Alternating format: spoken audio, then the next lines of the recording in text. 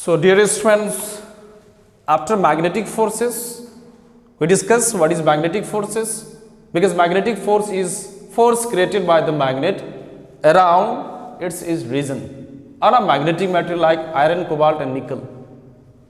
So it can attract those material away from if they are in around the regions easily. So after magnetic force, let us discuss next non-contact force. It is electrostatic force, means it is dealing with the static current, means the force which is felt due to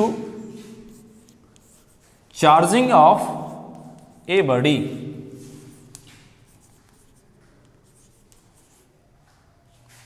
Means example,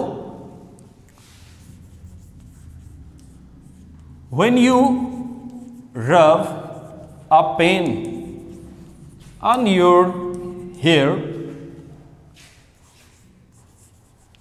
then it gets charged and is able to attract some tiny pieces, some tiny paper pieces in fact, from a distance. Is called electrostatic force.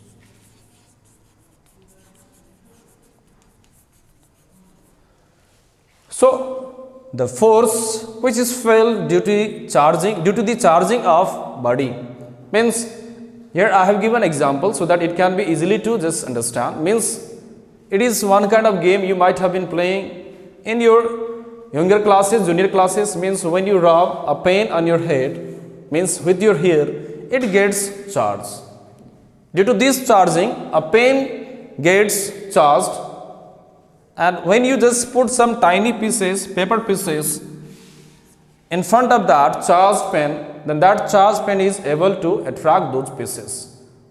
So this kind of force generated between the pen and tiny pieces, tiny paper pieces, is exactly the electrostatic force, and it is able to act from a distance. Means no need to have touch of pen with the tiny pieces. So it is termed, or it is kept under the non-contact forces.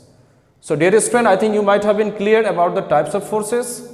Contact, two subdivisions, muscular and frictional forces, and about the non-contact forces, there are the three further divisions. Number one, we discussed about the gravitational forces. It can act from a distance. Magnetic force, it can act from a distance, and electrostatic force, it also can act from a distance. So these are kept under the non-contact forces. Here is an example. Just you rub the pen or a pencil on your head, and that gets charged, and when you place some tiny paper pieces, then it is able to attract due to the charging. Means some electrons have been transferred and loss or gain by the hair and the pen has been charged, and it is able to attract the tiny pieces. Now dearest friend, next topic, means up to here we have ended the force. Means up to here we discuss force, definition of forces, SI unit, how force can be measured, by which device you can measure, and what is the formula to calculate the force. And after that, we discuss about the balanced forces and the unbalanced forces on a body or an object. After that, we discuss the effect, different effect of the force that can be seen on any object or a body when it is acting. After that, we discuss the different types of the forces, means contact forces and non-contact forces, and we discuss its subdivision also. So after here, we can end the force. Means it is enough for the class 8, and after that next topic is here pressure. Means let us discuss and define pressure at first.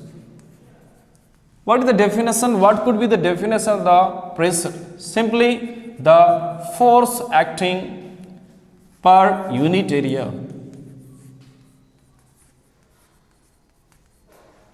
Per unit area of an object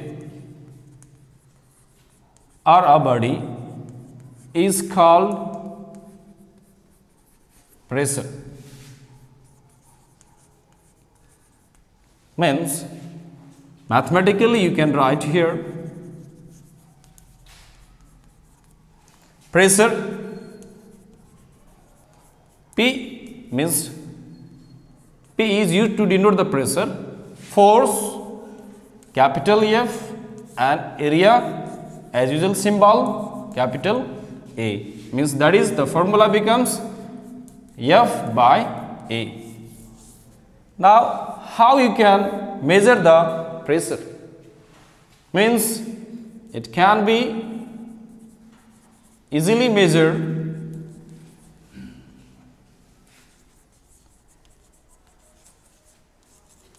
by barometer, pressure gauge, etc. Means the force acting per unit area on a body or an object is called pressure. Mathematically pressure P equal to force F by capital A, area. So it is the formula derived for the pressure.